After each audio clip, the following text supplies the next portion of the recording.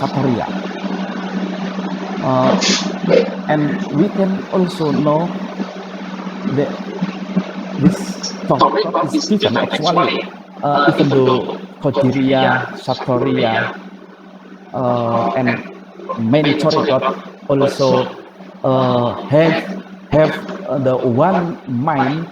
It is taqwa to Allah, qurbatun ilallah. But in the practice, there are many different about them.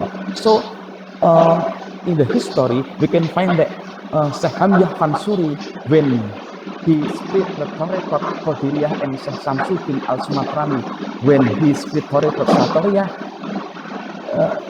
their Tarekat rejected by Nuruddin Aramiri. It is Nuruddin Aramiri is one of the Muslim scholar in Indonesia. Actually, he is from Gujarat, and then stay in Indonesia and become Qadhi in the era of Samudra Pasha. And then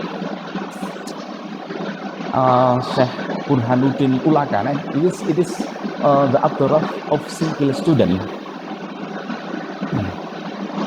And then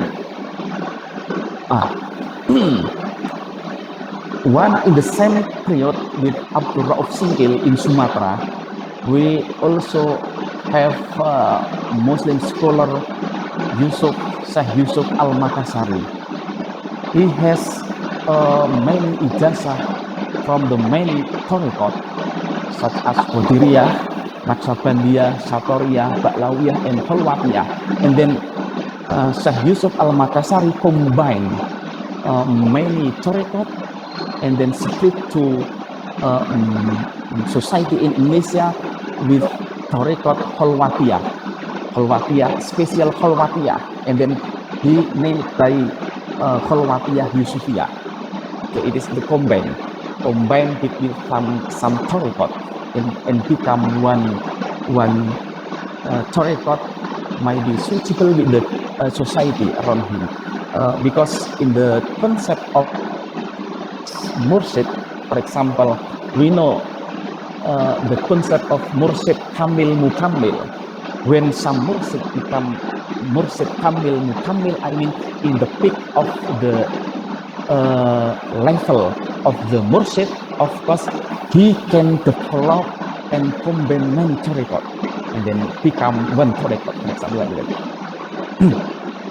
It is Syekh Yusuf Al-Makassari.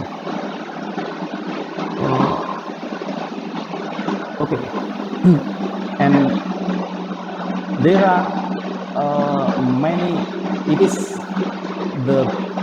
in the 18th and 17th century, and now we move to the development of Sufism or Tariqat in the 19th century, and I think it is something interesting, because in 19th century there was Tariqat Qadiriyah Naqsabandiyah from Syekh Ahmad Khatib Sambas. Qadiriyah wa Naqsabandiyah, it is genuine Tariqat from Indonesia, I think, because Syekh Ahmad Khatib Sambas from Kalimantan, from Indonesia, he combined two kind of Tariqat. It is Tariqat Qadiriyah wa Naqsabandiyah, and then Tariqat Qadiriyah actually from Syekh Abdul Qadir Jailani wa Naqsabandiyah from Syekh Ba'uddin An-Naqsabandi, and there are actually the mind or the goal of the Tariqat is same, but the method is different. For example, from Qadiriyah there is Dhikr Khafi, and from Naqsabandiyah Dhikr, I'm sorry, from Qadiriyah Dhikr Jahr, wa from Naqsabandiyah Dhikr Khafi. And Syekh Ahmad Khatib Sambas tries to combine the method of dhikr, dhikr Khafi and dhikr Jali and dhikr Jahr, become one Tariqat. So we call it by Qadiriyah and Naqsabandiyah. And I think it is Tariqat Qadiriyah and Naqshbandiyah is the one of biggest tariqat is in Indonesia, because I mean, because it is according to the follower of this tariqat, it is the easiest tariqat, in practice, I think. Okay.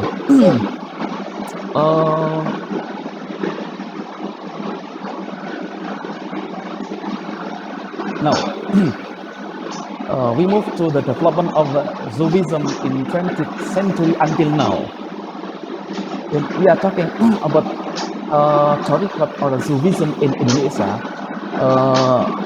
there are about 45 tariqat mu'tabarah in our society in Indonesia.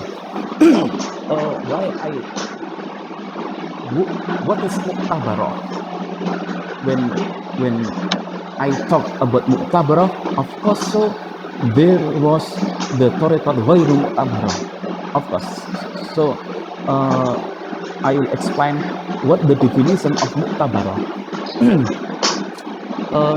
The condition of tariqat can be called mu'tabarah are continuity of the mursyid to the mursyid sanad to Rasulullah. I mean, of course, we know that when we are talking about tariqat or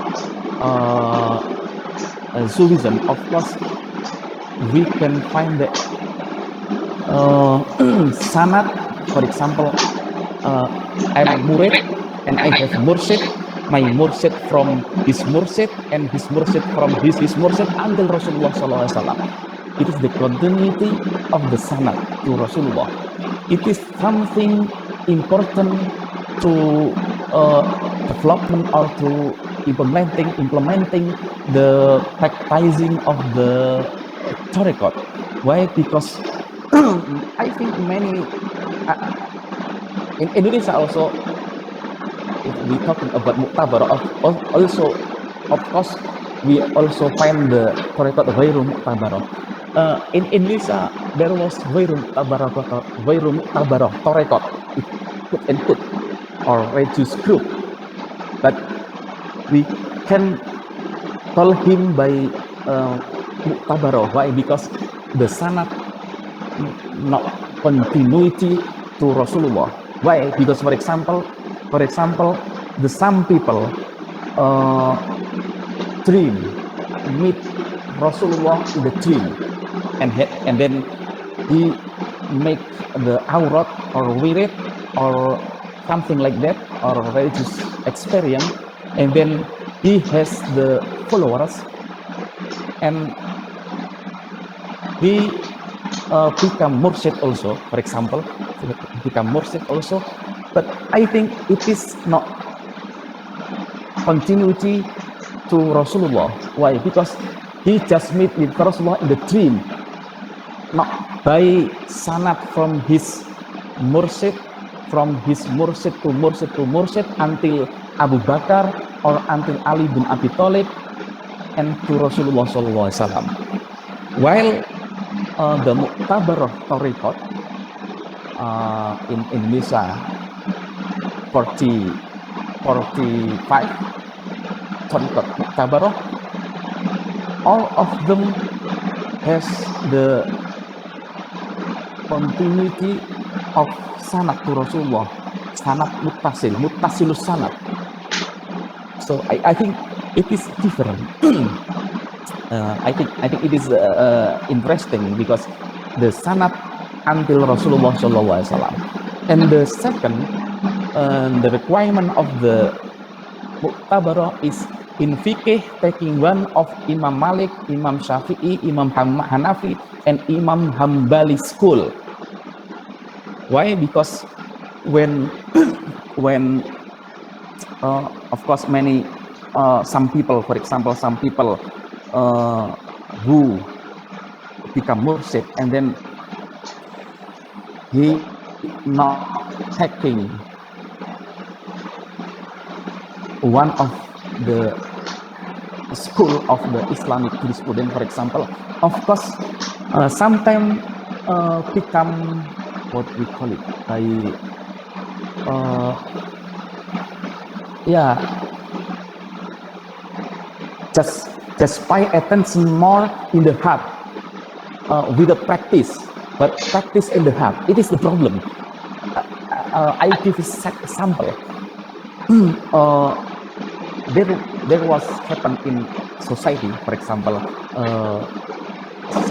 some people has many follower, and then he not pray in the Jumat praying, for example. When the follower asking why you mursid not pray to Allah in the Jumat praying, he just say, oh, I have pride in my heart. So it is something like Batiniyah school in our history of Islamic thought, Batiniyah, Ahlul Batiniyah.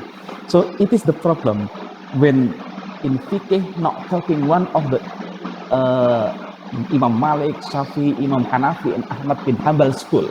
So one of the requirement to the Mu'tabarah is taking one of scholar of Islamic jurisprudence. And the third, in Aqidah, taking Imam Ash'ari and Imam Maturidi. I think it is interesting because when some people not take the Aqidah in Imam Ash'ari and Imam Maturidi, sometimes they will be like what I explained just now. It is okay. Okay, I think this and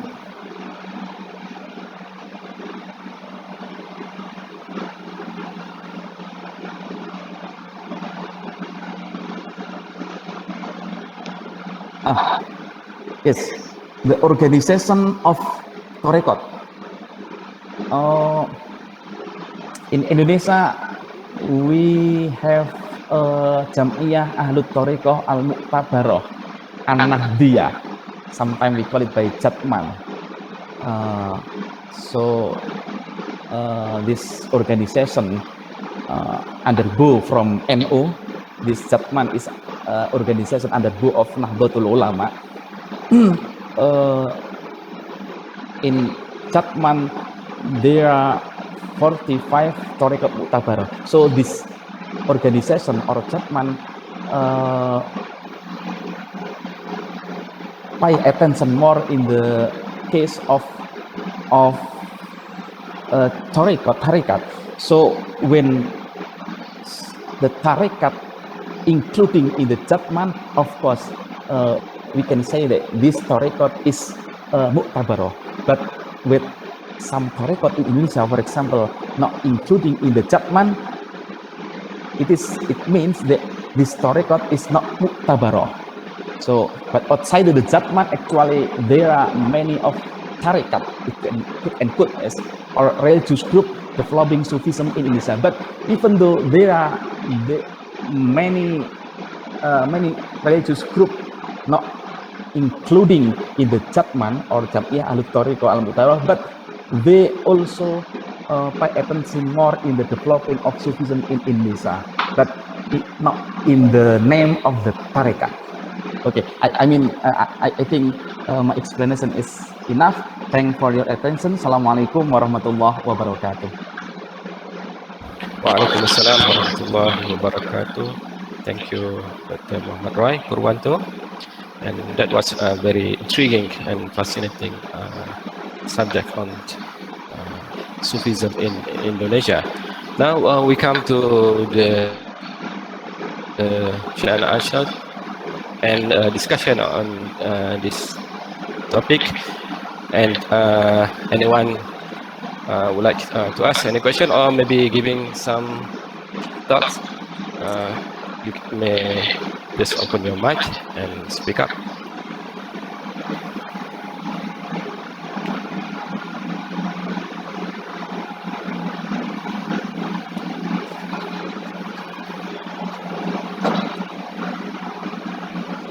Assalamualaikum warahmatullahi wabarakatuh.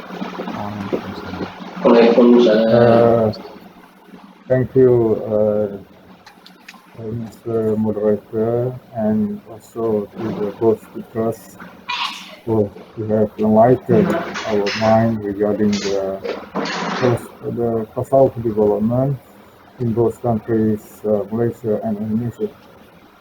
So I would like to get some opinion from both speakers. Nowadays, there is a terminology regarding the Tasawwuf, which is named as Tasawwuf Haraki. So I don't think it is the new terminology, but if we studied historically in Sudan, if I'm not mistaken, there is Sanusi movement. So I don't have any idea regarding all this. I simply want to get opinions from both speakers regarding this terminology. Thank you very much.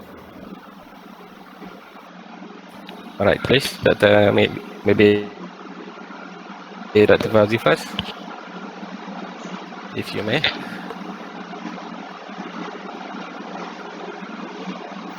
Okay. Assalamualaikum warahmatullahi wabarakatuh. Thank you for Dr. Jaafari. Okay. I don't know whether this the terminology Tasawwuf Haraki, maybe this is a modern terminology regarding this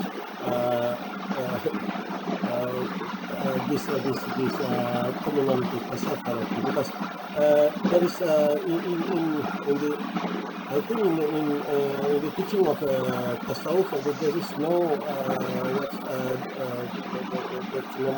actually the terminology is not used.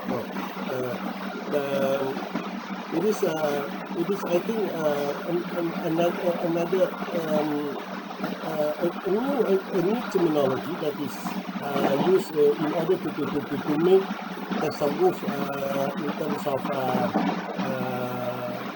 of something that is not allowing to the community, because some people actually some people may view that Tasawwuf is something that alien to Islamic community, and that and then those people who involved in Tariqah or in Tasawwuf do not have any concern about what happened in the society, so that actually they do not contribute, they do not have any contribution to the community, to the Muslim community. That's why I think, and then people came up with this idea of terminology. But within the community of Tasawwuf, the Tariqah Sanusiyah was one of the Tariqah that's actually that was very active in not just which is actually the Tariqah Sanusiyah is a Tariqah that was associated with Muhammad as-Sanusi. Okay, he was a student of he was actually a disciple of Sheikh Ahmad ibn Idris,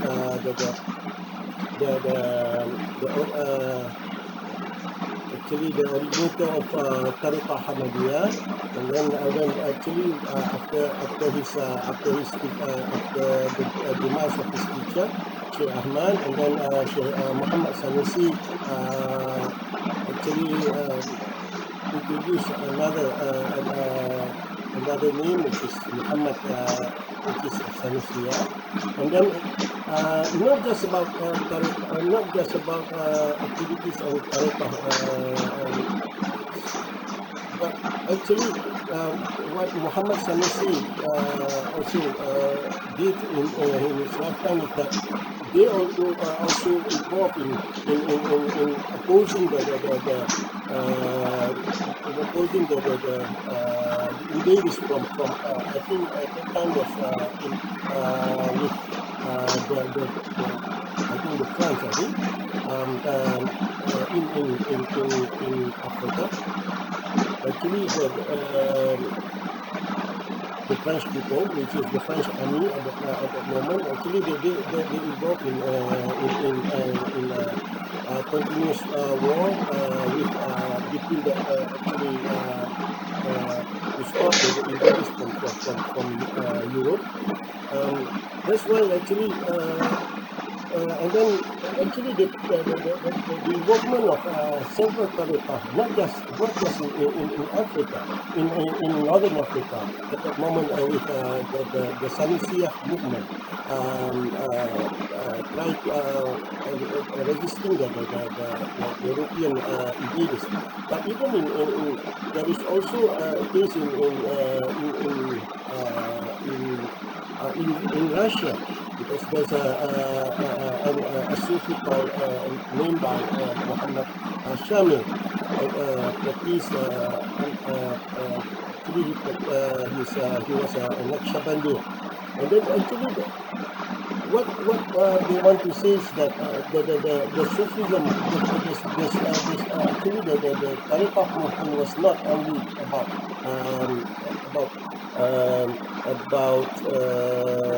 what do you call it, just about zikr, but also it is actually about personal matter, but it also involve society. That's why actually the movement of Sanusiya and then the movement of Imam Shamil in Russia, and then actually we also find the case even in Nusantara, with the involvement of several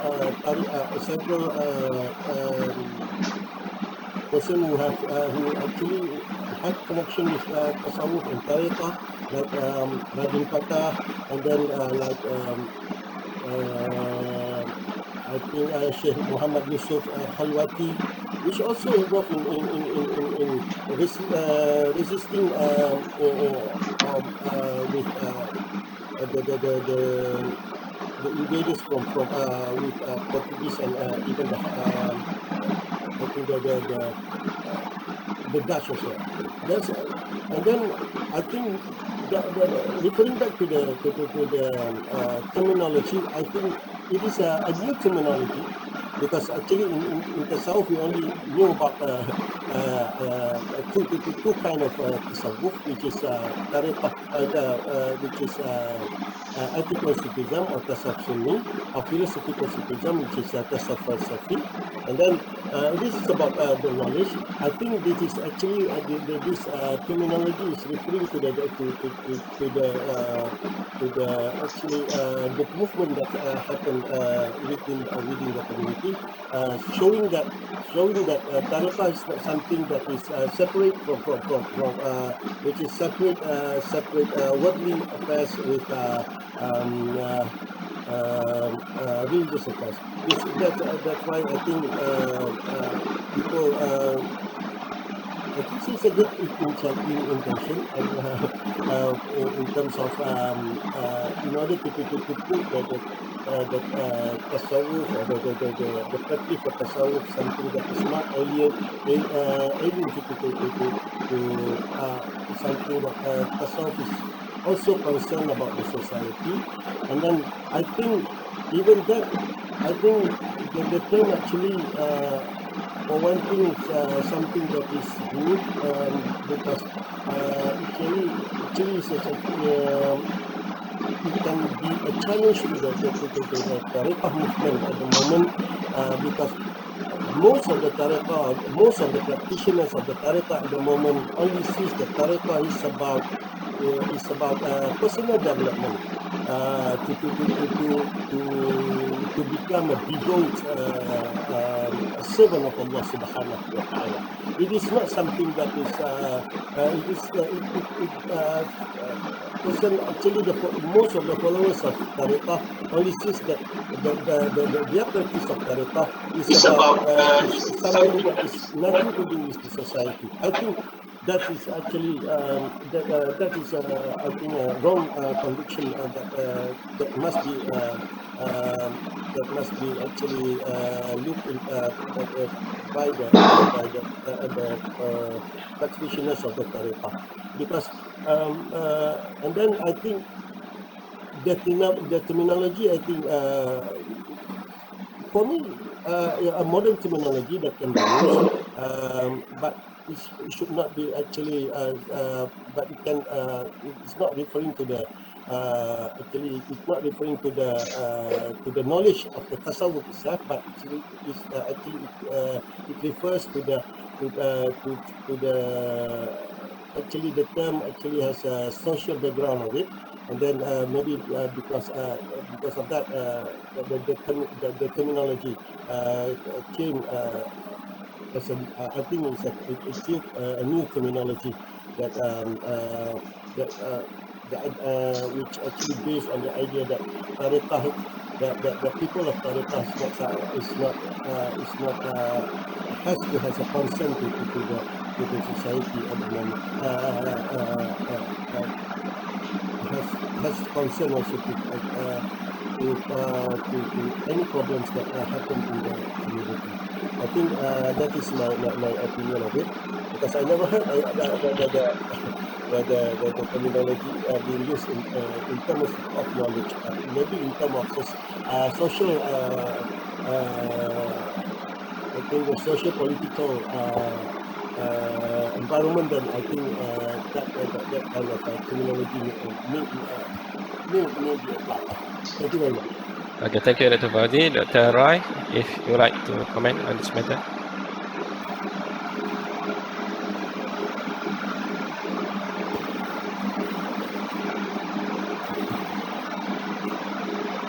You may want to open your mic here. Right. I'm sorry. Okay. How about the tasawwuf hierarchy? I think, but it is my opinion. Tasawwuf hierarchy, especially from like Sanusiyah Tariqat or Sanusiyah movement, it is we can learn from this history that Tariqat Sanusiyah has pay attention more to the movement to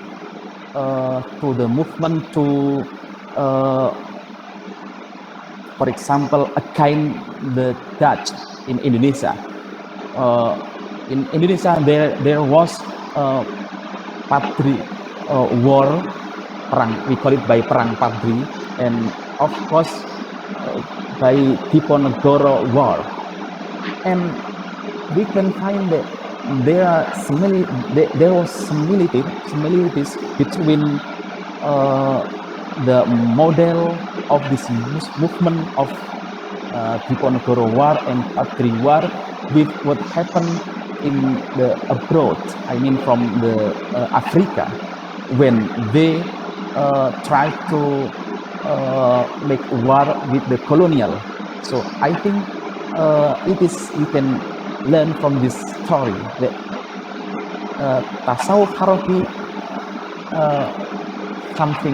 maybe something like that, because Sanusiyah movement or Syekh Muhammad bin Ali as-Sanusi from Aljazair and then found this tariqat in Mecca by the spirit to what I call it istiqlaliyah in Arabia. In liberty, yes, liberate to some people from the colonial. I think it is the main point from the tasawwuf hierarchy. It's my opinion. So the spirit I mean the spirit not from only from the tasawwuf, the tariqat of Sanusiyah, of tariqat hierarchy. We can find this many history that many people or many mursyid by their follower or by their tariqat also against the colonial in especially in Indonesia here, like for example Syekh Yusuf Al-Makassari by tariqat Kholwatiyah. Syekh Yusuf Al-Makassari against the Dutch and make war in the Sulawesi and then move to the Serang, and Tangerang, and then after that,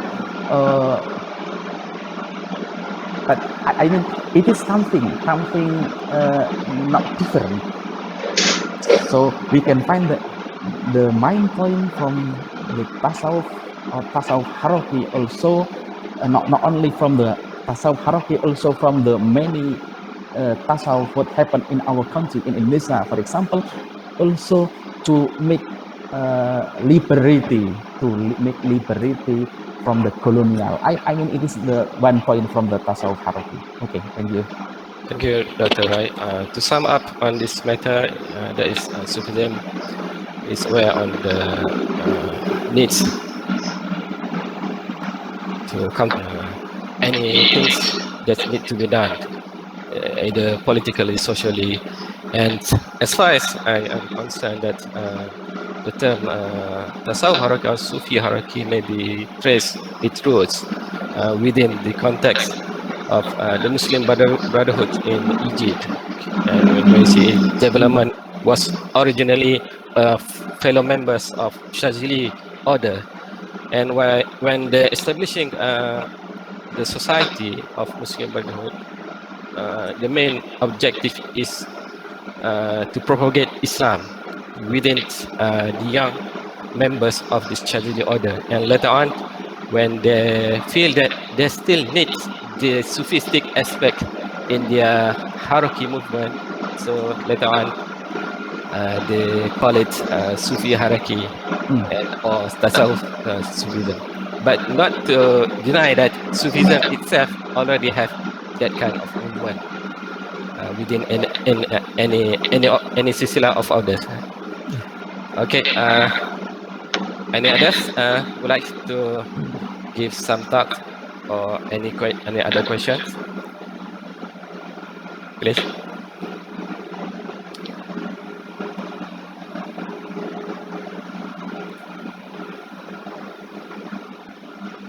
If I may, talking about colonial powers, Malaysia and Indonesia was then not so much divided as much as now. And this kind of development has impact on the differences of development on Sufism in both countries since the partition by colonial powers in early 19th century, if I'm not mistaken, and later on during the independence of the both country. Both of you may have some opinions on this matter. Okay, please, Dr. Rai. Pardon? The impact of colonization on the development of Sufism. Yeah, well, I think, of course, the colonialization, of course, give the impact of for the development of Sufism in Indonesia, for example, because we can say the story that many movement from the society move from Mursid and by the Tariqat. So when the Mursid say and comment to the follower, to against the Dutch, for example, and come to the war, of course they will come to this war. So I think the impact of colonialization for the developing of Sufism in Indonesia is very, very important, and it is one. And the second, the Sufism or Tariqat in Indonesia is it is no choice other, and then one choice is just following the Sheikh. Why? Because when some people or the society follow the Sheikh, and they will feel something comfortable in their heart. Yes. So they just, when it is the Dutch era or the colonialization era, so many things is uncomfortable, and when comfortable is just following the Sheikh. So it is give impact, the big impact to the spreading or the developing of the society. I think it is in the psychologically, I think, like that. Okay, thank you. All right, Dr. Fauzi, any thoughts? Okay. Assalamualaikum warahmatullahi wabarakatuh. Again, I think, okay, looking back to the connection between the colonization of Portuguese or Dutch and the Dutch and even the British as well, on the development of Sufism in I think in both in Indonesia and also in Malaysia. I think I look into the actually the positive aspect of it. One is that actually when we look back to to those who oppose the colonial actually invaders, actually they came most of them actually they came from the background of actually Sufism as well as Tariqa. They were actually the practitioner of the Tariqa. That's why actually I think the same case as well in Malaysia. But even in Malaysia, actually, we found that those who oppose colonial invaders like Portuguese or British actually has a background from in Tariqa. Actually, in Malaysia, there's called Kuk Janggut, and then even Mat Kilau, Datuk Bahaman, and many others actually. They are practitioners of the Tariqah, and that's why actually and then when they opposed the British or the Portuguese in early time, actually they show that that Tasawwuf is not separate from things that took place in the society. And then one of that major problem at the moment is that invasion by the foreign power. That's why I think what they show, but actually the people in the past show that regarding the development of Tasawwuf, that is that Tasawwuf itself is and the Tariqah itself is not separate from the society. They have their own contribution, but their contribution is not being made public or to be being studied very well, so that we actually do not have many information on their involvement in the actually in resisting the colonial powers in Malaysia, because even throughout the Malaysia during the invasion of the foreign powers, actually those who oppose the invaders were actually practitioners, were ulama, religious scholars who also practice tariqah. I think that is one of the most I think important example from the perspective of involvement of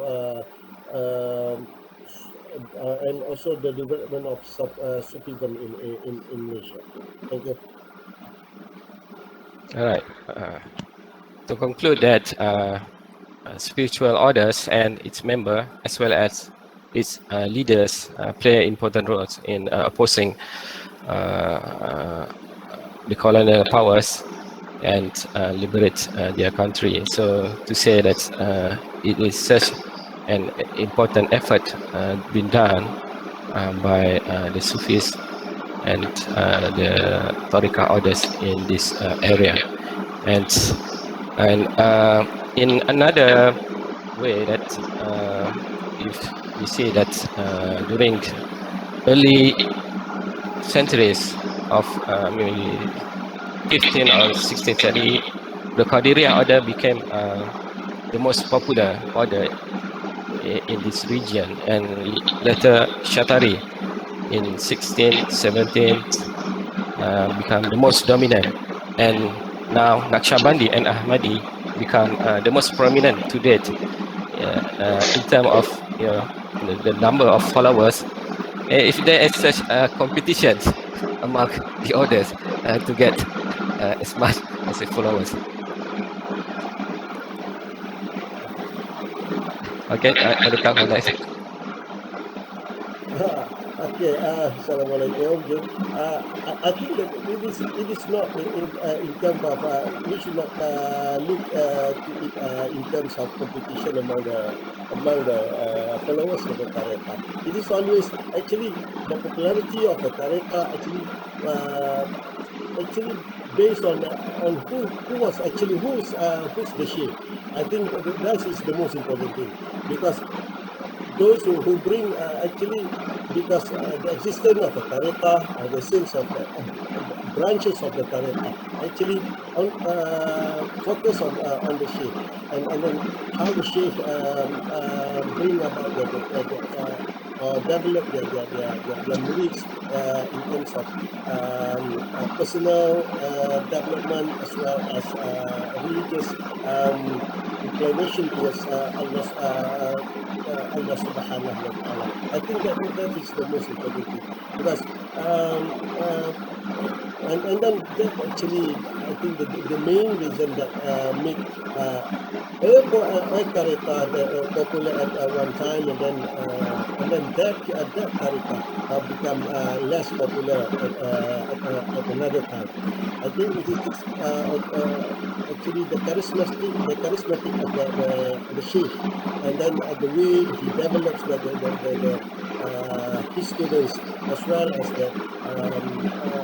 how actually he can actually bring about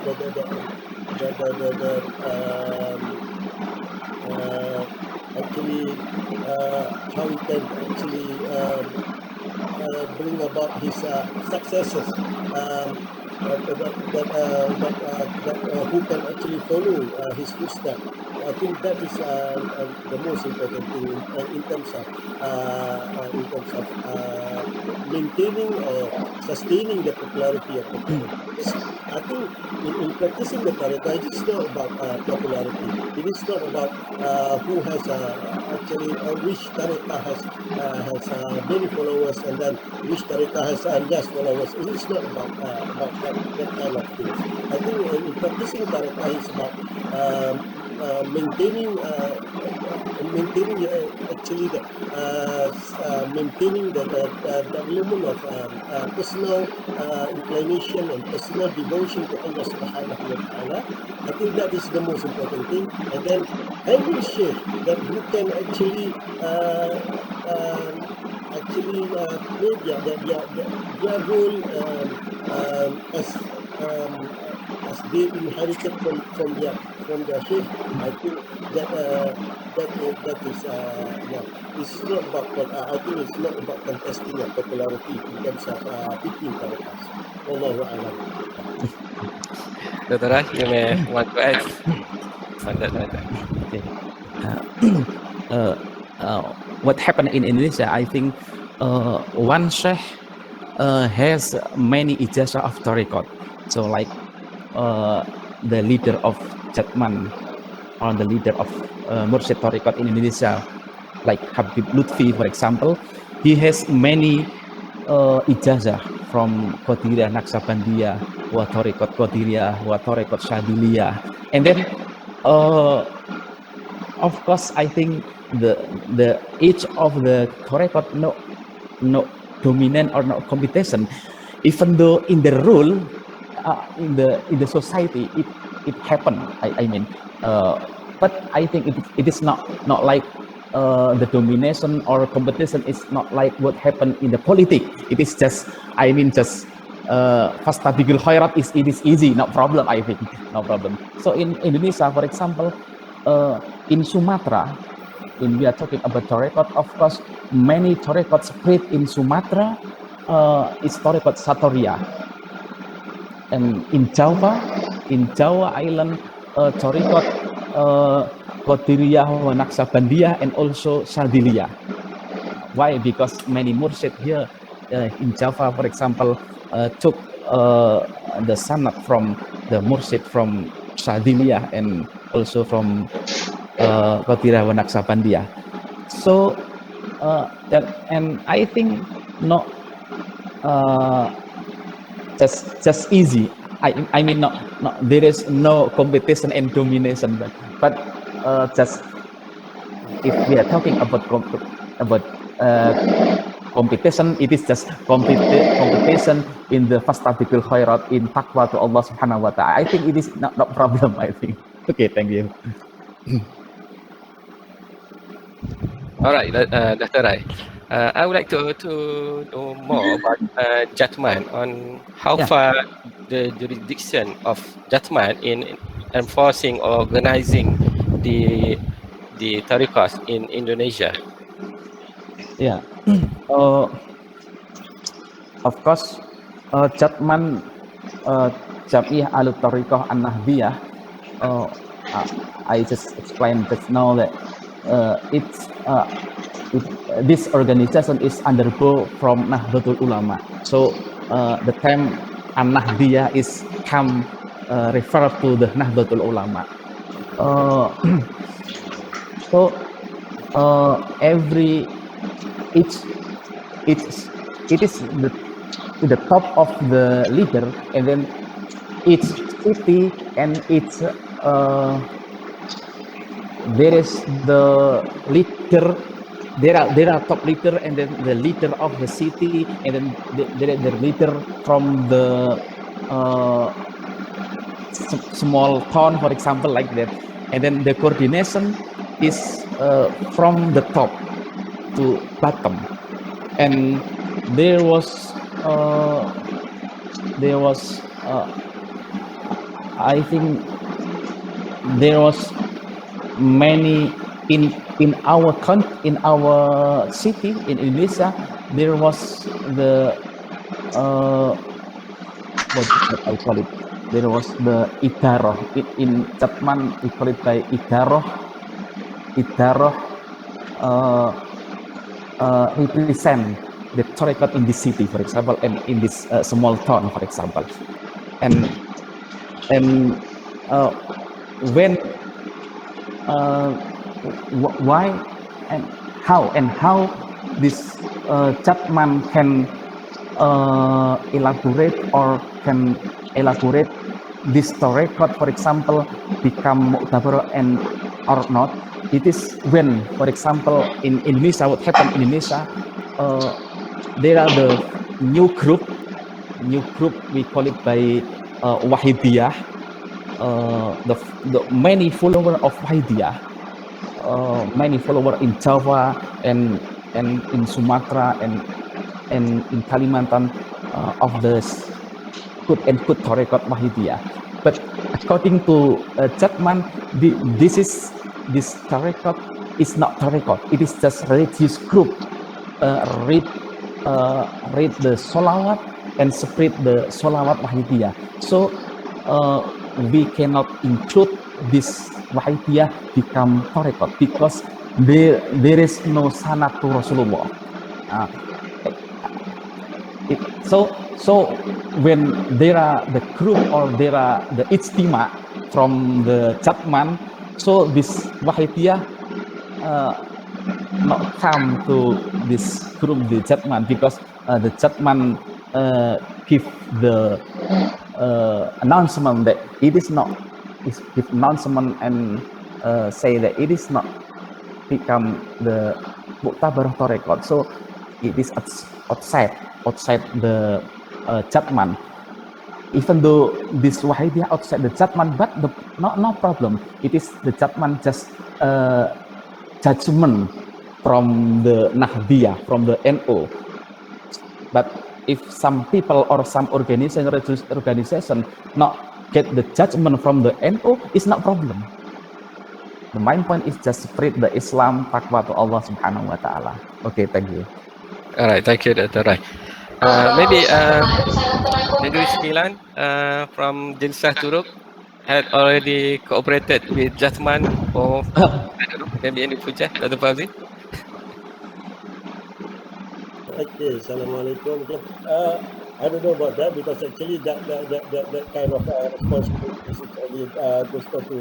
actually goes down to the Jabatan Mufti, Mufti Department. And I think, but I think we have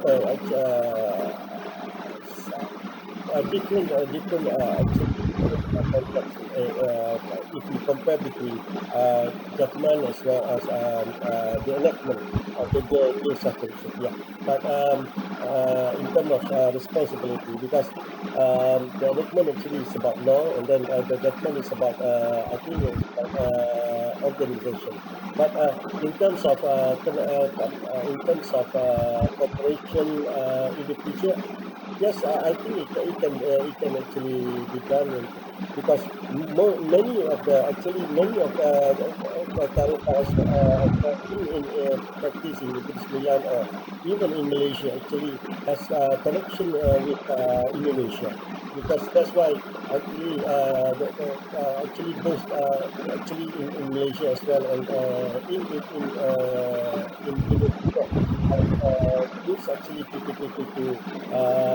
have a good cooperation, to have a mutual actually cooperation between us, and then so that we can share information regarding this kind of matters related to tasawwuf and tariqah, so that anything that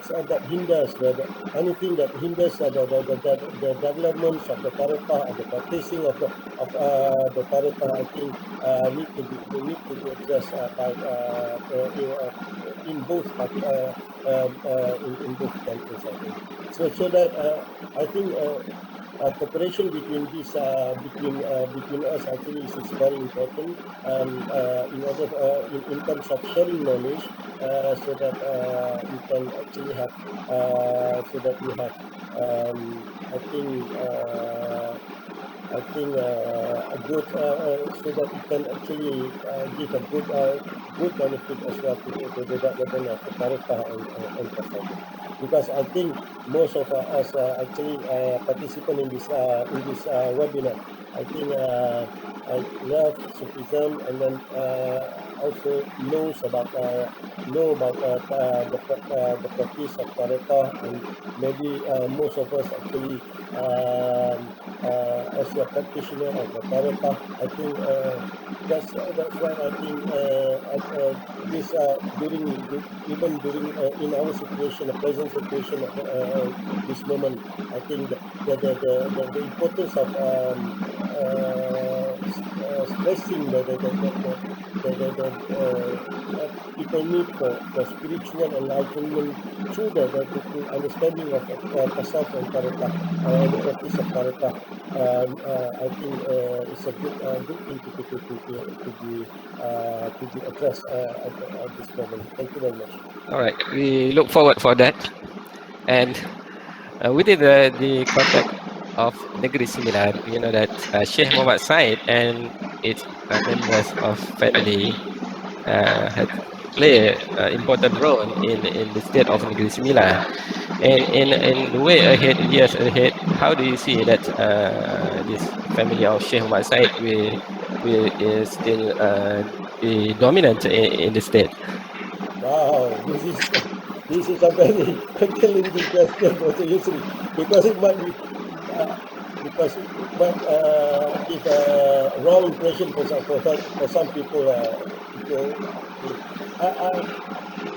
First of all, I think the family members of the Sheikh Muhammad Said Linggi, and then his son actually Sheikh Ahmad bin Muhammad Said Al Linggi, who was the first mufti in Negeri Sembilan, and then um, and then actually and then followed by his son Muhammad Murtada, Sheikh Datuk Muhammad Murtada, as also a Mufti of Negeri Sembilan, and then now actually another son of Said Ahmad, also a family member of Muhammad Said, also the Datuk Yusri, also actually a family member of also Mufti of Negeri Sembilan at present.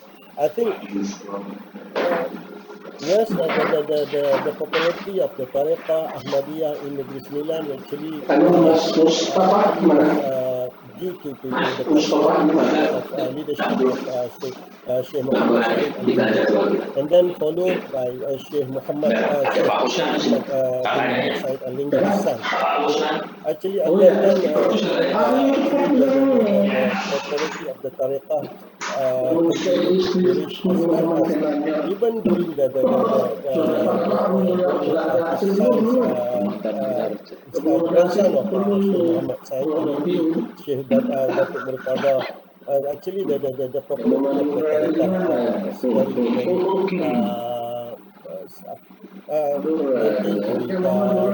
be popular within the community of even the people of Negeri Sembilan. But at the present, after the past, after the demise of Sheikh Murtada, I think the popularity of the tariqah is a little bit down at the moment. And then,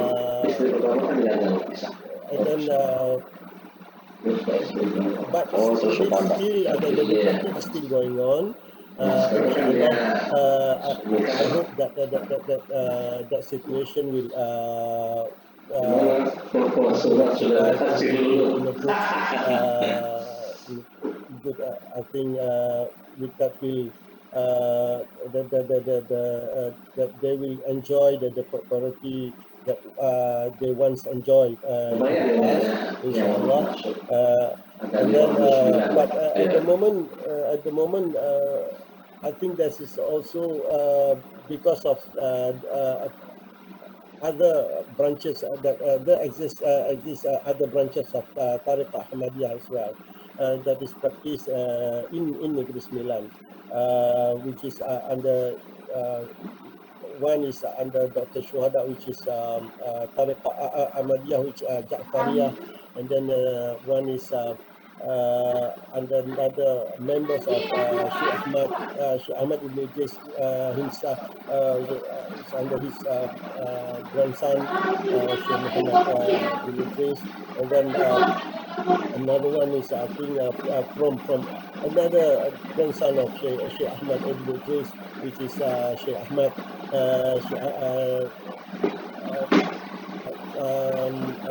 not Sheikh Ahmad. I cannot remember this the present Sheikh at the moment, but this now the responsibility of the Sheikh Google Meeting enaknya bisa keluar teksnya ini. Oh ya. Datuk Muhammad Fuad Kamaluddin. I think because of that because other branches also there in practice in Malaysia, and then the people actually now has few options of involving in different branches of Tariqah Ahmadiyah. In the past, there's only one Tariqah Ahmadiyah, which is introduced by Sheikh Muhammad Said Al-Lindi. I think with the introduction of other branches of Tariqah Ahmadiyah, that make people in Negeri Sembilan a little bit choosy between the other branches as well. That's why although the popularity of Tariqah Ahmadiyah in general is popular, but I think it is not as it was before, because of the other branches as well. And then I think nowadays quite a gaining popular is Tarekat Ahmadiyah Idrisiyah Ja'fariyah, which is under Sheikh Saleh Ja'fari, which is related to Sheikh Saleh Ja'fari, under the now in Malaysia, the Bismillah is under the leadership of Dr. Syuhada. I think it's one of that is gaining popular at the moment. Together with Sheikh Muhammad Hasif, who's inherited from his father, Datuk Murtada. But I think these two quite I think apart at the moment, and then there is no.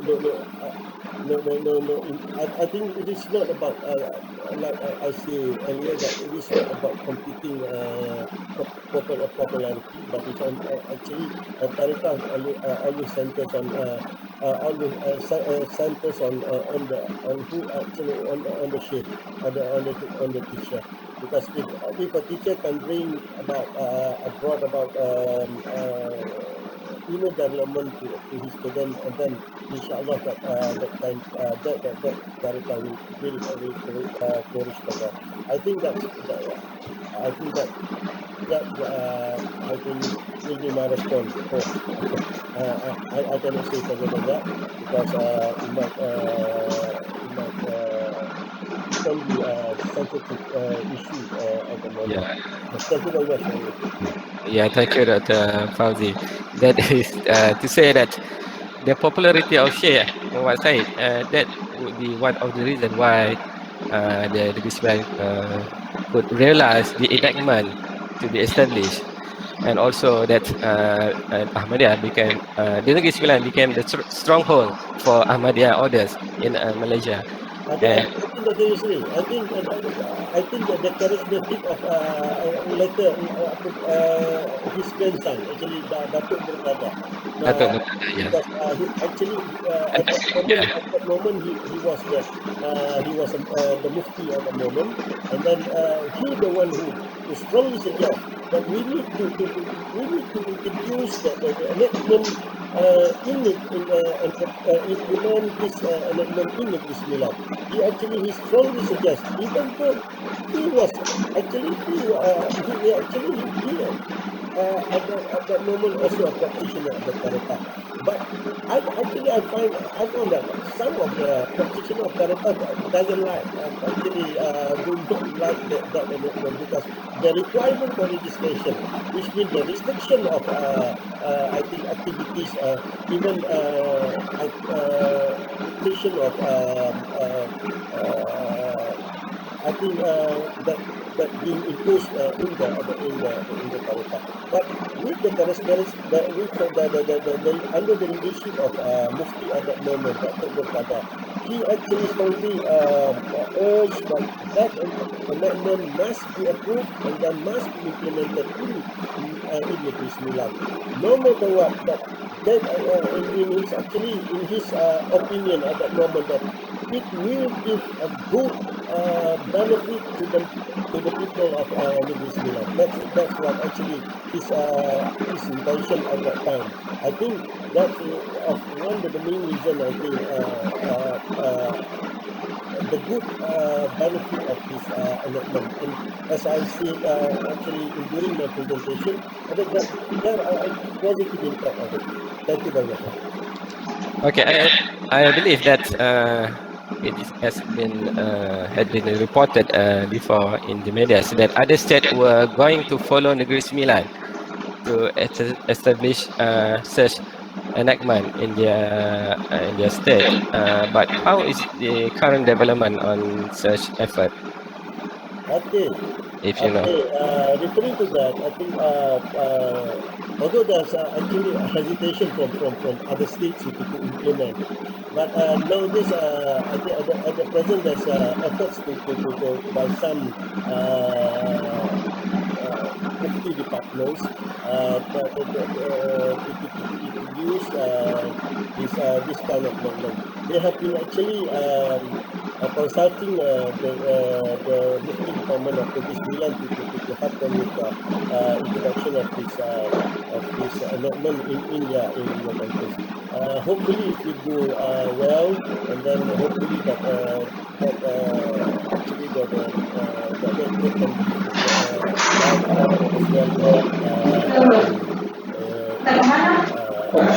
is in order to as I said, in order to combat deviant teaching, this is the first step of stopping eradicating the deviant teaching from using tasawwuf actually from using the tasawwuf as their scapegoat to thank you very much. All right. I would like to remind to our participants that we are still open. If anyone would like to ask any question, it's just that I don't want to make this discussion to be stalled or paused too long. If anyone would like, or maybe give Dr. Hamzah. Assalamualaikum warahmatullahi wabarakatuh. I just want to ask Dr. Roy about the problem or the issue between the Hamzah Fansuri or Sheikh Samsudin As-Sumatrani about the problem between them with the Nuruddin Araniri, because Nuruddin Araniri mentioned that the Hamzah Fansuri and Sheikh Samsudin As-Sumatrani was a kafir. I heard about, as mentioned by the speaker, that Hamzah Fansuri as a leader of the Tariqat Qadiriyah, right? And then Nuruddin as a leader about the Tariqat, as a leader of the Tariqat Rifa'iyah. And we know that both of ulama, Sheikh Nuruddin or Sheikh Hamzah Fansuri, brought the same ideology about the concept of wujudiyah, about the concept of wujudiyah in their ideology of tasawuf. What I am trying to ask, what the difference between them about the ideology of wujudiyah in their perception of the concept of ideology wujudiyah in their tariqah or their tasawuf, until the Hamzah Fansuri has been mentioned as the kafir by the Nuruddin, or the problem between them about the tariqat or another issues, or I just want to ask, is that about the characteristic of the Rifa'iyah ataupun or the characteristic of Tariqat Rifa'iyah is more strict about the ideology of divinity until they can punish another ideology as a kafir in the issue of wujudiyah. That's all. Thank you. Okay.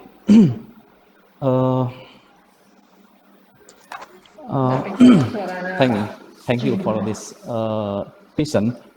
Okay, I'd like to answer this. What happened in the last era about the contradiction between Hamzah Fansuri, Samsudin As-Sumatrani, and Nuruddin Araniri.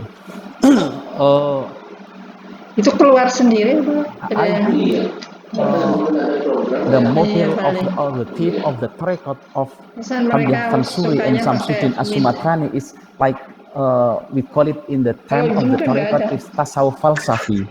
So we can divide two tasawuf. Yes, tasawuf falsafi. The first is tasawuf falsafi and the second is tasawuf akhlaki. And the model of Sheikh Hamzah Fansuri and Sheikh Samsudin As-Sumatrani is more like falsafi, and pay attention more to the concept of martabat tujuh or something we call it by wahdatul wujud. Pada kemana nggak ada the term of tiga-tiganya? Iya, kepada nggak ada tiga-tiganya. It is, I think it is different with the concept of tasawuf akhlaki by Imam Ghazali, developed by Imam Ghazali, and wujudiyah. The concept of wujudiyah or wahdatul wujud, it is from the Al-Halaj and then from the Ibn Arabi.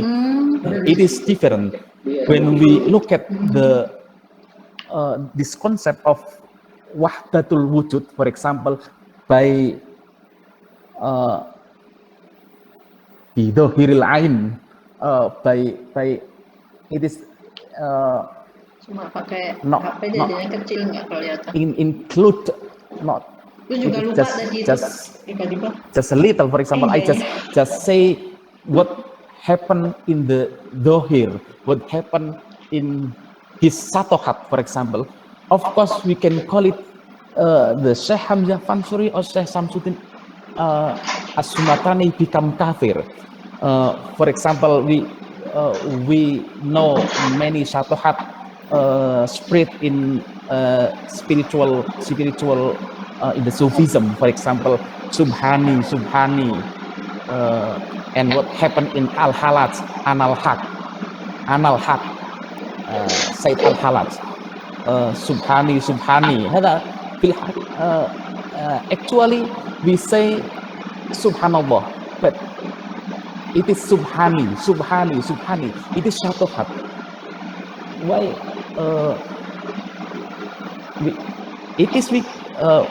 If we look at by the dohir, I call it, we can call it.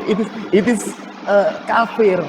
You are not Allah, al-haq wallah, and you not Allah. But Syekh Siti Jenar feel that everything in this area, everything in this world is Allah. Everything is Allah. Allah is mawjud, Allah is Allah, the real Allah, and also Allah also illuminate in everything in this world.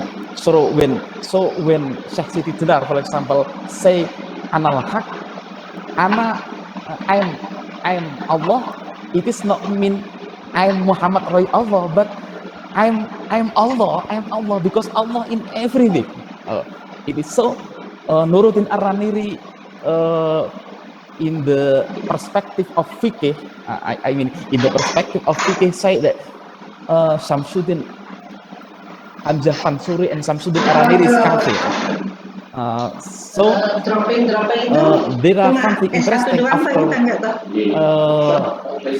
after Abdur of Singkil. So Syekh Abdur of Singkil is the student of Syekh Hamzah Fansuri. He tried to collaborate the fikih and the tasawuf. So Syekh Abdur of Singkil tried to combine the Nuruddin Ar-Raniri thought and also Hamzah Fansuri thought become by Torekot Shatoriyah. But the Torekot Shatoriyah from Abdur of Singkil is not from Syekh Fadlullah Burhanpuri, but from Syekh Ahmad Kusasi and Ahmad Kusasi and Ibrahim Qurani. So I'm sorry, and we learn the sanad from the Torekot. We can find that something make different for our thinking about wahdatul wujud, tasawuf falsafi or tasawuf akhlaki. Even though in the one Torekot, it depend on his mursyid. Samsuddin As-Sumatrani take the ijazah Shatoriyah from Syekh Fadlullah Burhanpuri from Gujarat, India, and we know that the practice of zikir from Shatoriyah from the sanad of Syekh Fadlullah Burhanpuri is sometimes it is different with the practicing of Torekot Shatoriyah from Syekh Ahmad Kusasi and Ibrahim Qurani. So sometimes need and what I call it in Indonesia become sakti mandraguna. What the English? Sakti mandraguna can fly. For example, the some people tries to make ijazah or wirid with Torekot by sanad of Syekh Fadlullah Burhanpuri with different practice. He can find It is because from India. So he combined the dhikr of tarekat with the breathe, yes, nafas. Tadi udah And the 50. move of the head and moving of the head and moving of the body. So it can just I call it just now. It can make the murid from the Torekat become sakti. Murid tidak Yes. ini murid. So I think it is Murid ngaturnya the difference between Samsudin Asumatrani and Abdul Rauf Singkil. Even though both of them is take ijazah Satoriyah, but ijazah Satoriyah or Torekat Satoriyah with different mursyid. And Abdul Rauf Singkil try to combine between Nuruddin Arnari thought and Hamzah Fansuri and Samsudin Asumatani thought. Okay, I think like that. Thank you. Yeah. As we know that the Samsudin get this istilah from directly from India, while Abdul Rauf from Mecca. And we know that when in Mecca, the Shatari has developed into a more moderate that it was in India. And that's why what happened in Aceh reflect this development. And besides understanding of Sufism in complexity and its difficulty, there are another factor, which is political alliance of Raniri and Sultan Iskandar Muda. Seen not only when he was appointed as Sultan, but also when they were appointed in Pahang, that much later maybe affect Datuk Shihabuddin to reject Wahdatul Wujud. Maybe you have some comment on how political factor effect on the criticism and the dispute within Sufi in the Sufism in this area. Of course, not only based on the thought of Torekat about Wahdatul Wujud, but also the conflict based on the political not domination, but political competition in become the Qadi in the era of Sultan Iskandar Muda. I think it is right. Okay, it's just my comment. Okay, Dr. Fauzi, any comment on that? Assalamualaikum. Thank you very much, Dr. Sri. I just adding to what has been said regarding this. Actually, what happened between Raniri and Hamzah Fansuri. I think another point of view that we need to look at this what happened between Raniri and then Hamzah Fansuri is that actually this has been studied by Raniri and the Wujudiyah of the 7th century or 17th century, which is actually there are a few points that has been because what made Raniri view Hamzah Fansuri as a heretical is because of the point that he thought that Hamzah Fansuri was holding a doctrine of something like pantheism. That's why actually I think that why he condemns Hamzah Fansuri as a heretic at that time. I think when Al-Attas actually says studies this situation between Raniri and Hamzah Fansuri, he says that Hamzah Ar-Raniri tried to actually Jadi apa yang diomongin terus keluar jadi tulisan gitu ya. was taught by Jadi Hamzah this in terms dibaca of from the ini kalau nggak this That's why, and then he actually and then because when you look at the doctrine of Wahdat al-Wujud in terms from the viewpoint of kalam, and then it will go contradict at that moment. Because why?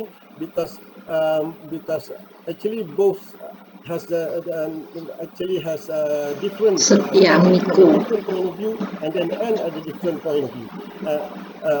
That's I think that is the most important thing when Al-Atas says studies this conflict between Hamzah and Ar-Raniri. And then I think what made actually Ar-Raniri look at Hamzah at that in that terms, that because actually because he did not combine between Aqidah and Tasawwuf together as one. Together as one. That's why actually when he looked at the doctrine of Wahdat al-Wujud from the viewpoint of Mutakallimin, from the viewpoint of Kalam, and then it will go contradict. I think that is the most important point that we need to stress in terms of looking at the Wahdat al-Wujud, because Wahdat al-Wujud can if we look from different point of from Sufi perspective, and then it will go contradict together with the, what we think the teaching of Islam.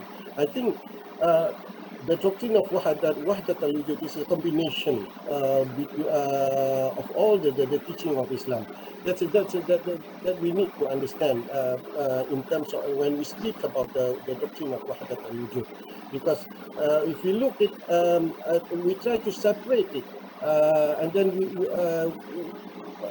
we ignore the intention of or the main point of Wahdat al-Wujud, and then we will interpret the teaching of Wahdat al-Wujud in a very different point, in a very different meaning as understood by the Sufis. I think that's what happened. I think that made I think the charge of heretics to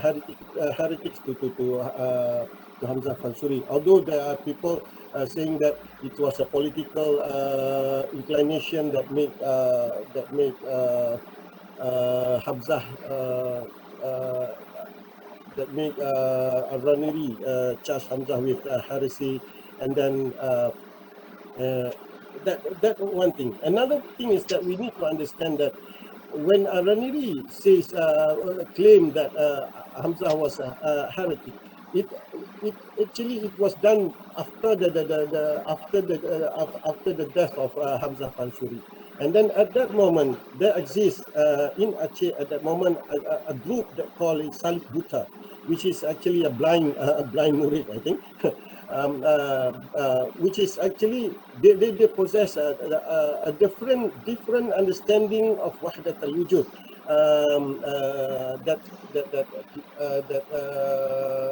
different from what has been said or taught by Hamzah Fansuri.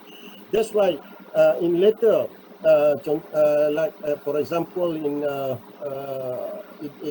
Daud in Abdul Rauf writings, we find two groups of we find that he mentioned two groups of Wahdat, two groups of possessing Wahdat al-Wujud, which is Wujudiyah Wujudiyah Mulhidah and Wujudiyah Muwahhid. Wujudiyah Muwahhid. That's kind of why, because actually Wujudiyah nulisnya Wujudi.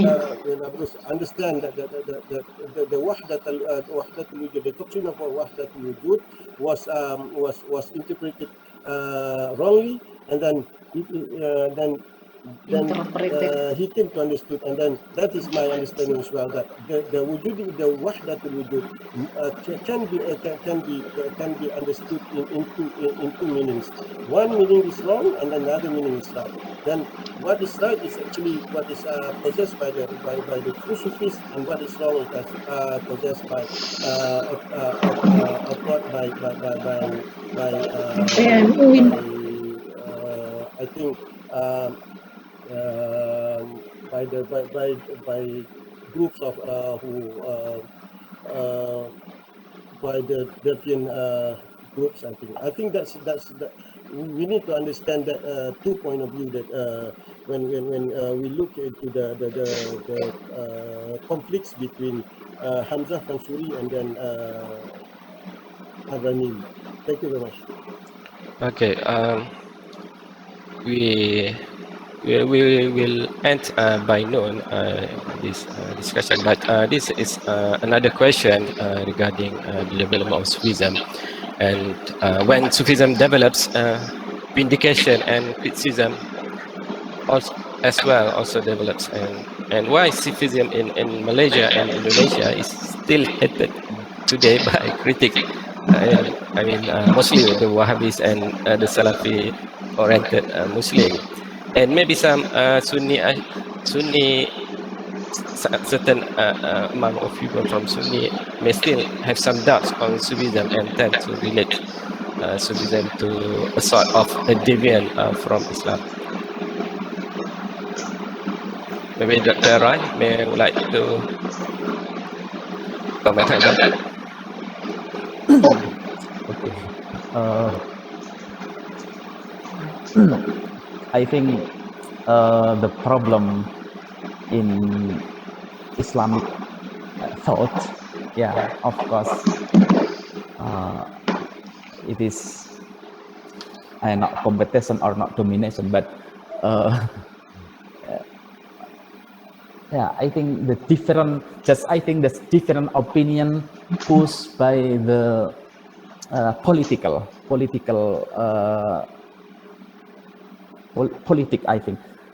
I mean, until now, when we are talking about Yang Muhammad Sufism, itu bukan of course, Muhammad it is not Hirzin ya, switchable or yang meninggal contradict itu. with Muhammad Wahhabist siapa yang perspective, for meninggal yang example. So Usuluddin? Hah? Bukan ya? until now,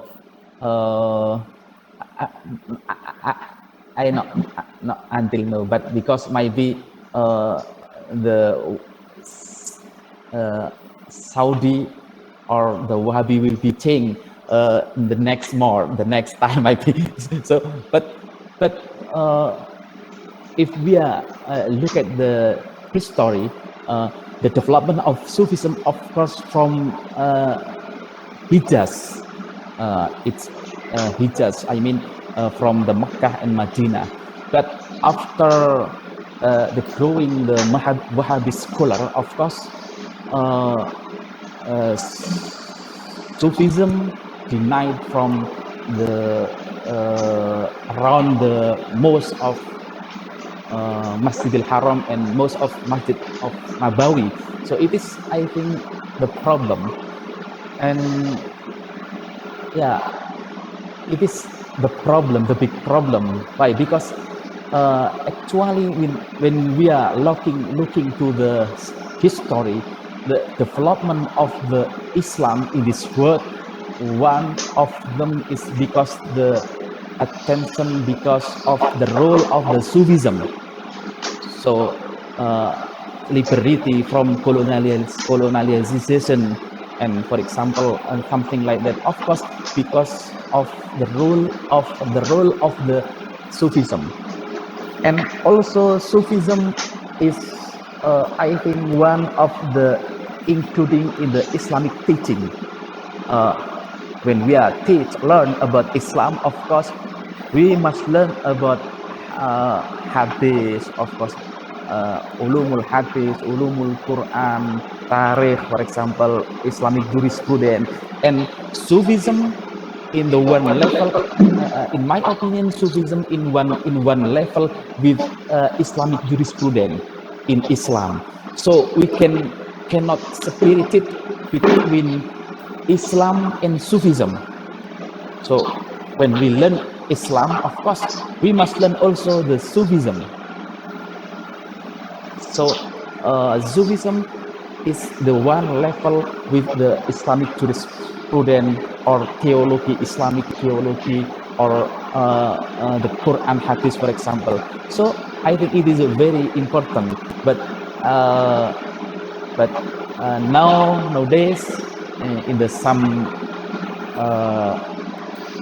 religion, in the some region, for example, or the some scholar, the Sufism is rejected. I mean, it is the problem. It is the problem because actually the Sufism is including in Islam. So when we are learning about Islam, of course, we have also learned about the Sufism. Okay, thank you. Right. Dr. Fadzi, you may want to comment. Yeah. I think the most important thing is what even the Sufis also say that the point of beginning is actually determining the point of ending. I think the important thing that we need to understand. When we study something and then we start with a wrong impression, and then what we can end is that wrong impression of the whole thing. That is the most important thing that we need to understand.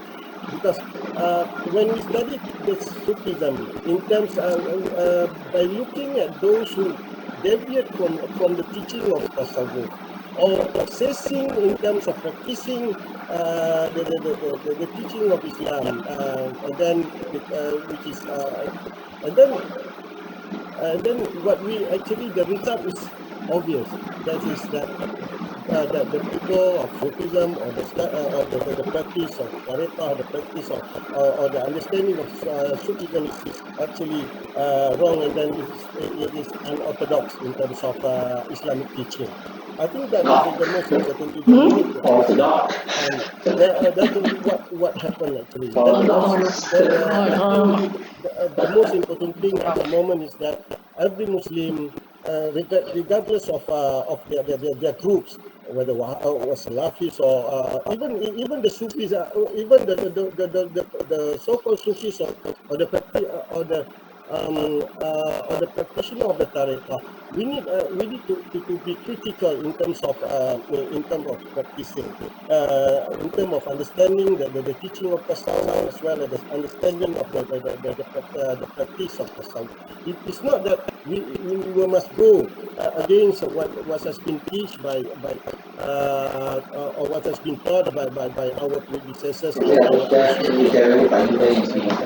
because their teaching has been, but what we need to be critical is that Tadi sih suaranya yang ini Haidar Torok Kamal zaman ini. Jadi kayak Pak Junaidi tak pikir tadi belum lihat orangnya tuh kayak Pak Jun gitu.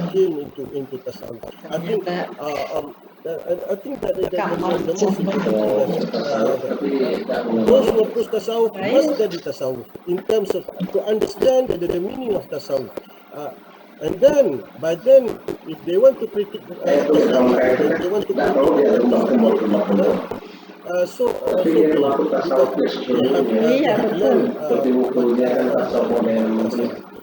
if they do not learn about Tasawwuf and then they go and critique, give criticism of Tasawwuf blindly, and then the result will be the same throughout the hidupnya aneh. Kalau enggak jalan-jalan tapi itu and another point of view is that I think the most important tahun thing is berapa ya even masih kuliah the practitioner ya itu yang model, tapi bukan kalau sekarang kan kayak yang suka khirit itu ya, sama taplek apa istilahnya. Kalau itu tuh dulu tuh cuma sendiri, jadi nggak mau sholat di mesin, nggak mau, tapi cuma di luar, dia tidur di luar, apa juga di luar gitu, di di depan about kamar mandi. Kan dulu kamar mandinya kan kiri kanan gitu, terus ada telasaran di luarnya gitu. Tadi di situ nggak tahu orang mana itu dulu. Ada berapa malam. What I'm referring here is that spiritual experience that happened, that took Karena place kami kalau belajar itu sukanya di masjid. within the practicing of practicing the tariqah, zikir or whatever. I think that kind of thing must not be taught, must not be spoken to into the public. I think that is the most important thing, because that kind of experience mainly is mainly personal. I think that and it is actually from Allah Subhanahu wa Ta'ala to those individuals, and I think not to be spread out to the public, but actually to enhance their intention to be devout servants of Allah Subhanahu wa Ta'ala. It is not about when we experience things that is experienced within the spiritual development of individuals, then things will get complicated in the society, and then that's why I think at present the Sufi Sheikh and even actually should not talk about things elements that has connection with I don't think that this is the correct terminology, but which is philosophical Sufism or tasawwuf falsafi. I think that this is not terminology. But I think the masters of tasawwuf pindah Pak Ramang. Jadi dulu kan ada yang namanya ST itu. Itu kan karyawan di kantor, terus karena dia kuliah sendiri sampai doktor, tapi waktu itu juga udah mulai sambil ngajar. Nah, ngajarnya itu di UII sama di mana gitu, terus ngajukan untuk pindah tugas ke UII, cuma karena beliau itu dari psikologinya apa ya, nah itu tuh dianggap kiai nggak ada, kalau di psikologi akhirnya dialihkan ke ini, padahal ngajukannya itu mengatasnamakan UII gitu, terus di UII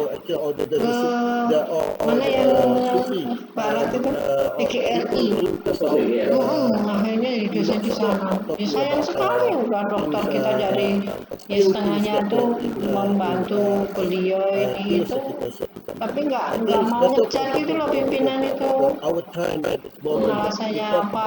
Alasannya nggak ada prodi tapi ada mata kuliah psikologi yang beliau ajarkan, apa salahnya? Yang kayak gitu loh. Terus sih itu loh masalah yang tunanetra itu juga ditolak dari pertama. Alasannya masa orang melek diajar orang nggak melek katanya gitu, alasannya apa sih loh?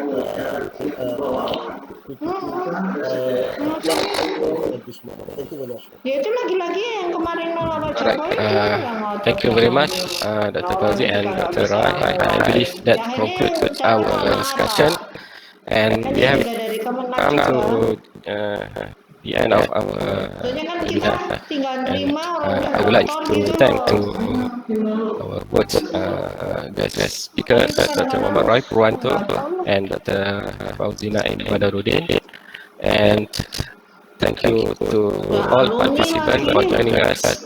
And also, I would like, on behalf of Universiti Kebangsaan Malaysia, especially the Section of Theology and Philosophy, thanks to Universitas Islam Indonesia for collaborating with us to realize this seminar. And thanks again, and until we meet again in another occasion, and let us recite Kafaratul Majlis and Surat Al-Asr. Saya sampaikan di Dewan Dosen WAI ditolak. Udah, tutup. Wabillahi taufiq wal hidayah. Assalamualaikum warahmatullahi wabarakatuh. Waalaikumsalam warahmatullahi wabarakatuh. Kemana Kak Ilham? Bagi yang UKM, kita ada bagi QR code nanti boleh scan QR code Sekejap saya buat QR code Terima kasih. Ada yang bertanya, ada sertifikatnya tidak ya? Mohon pengurusi jawab soalan. Okey, saya kira kita akan masuk saja.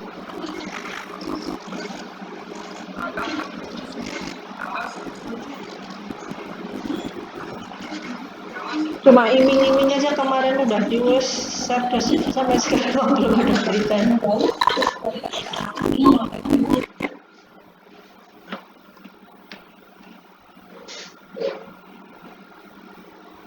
Udah masuk ya.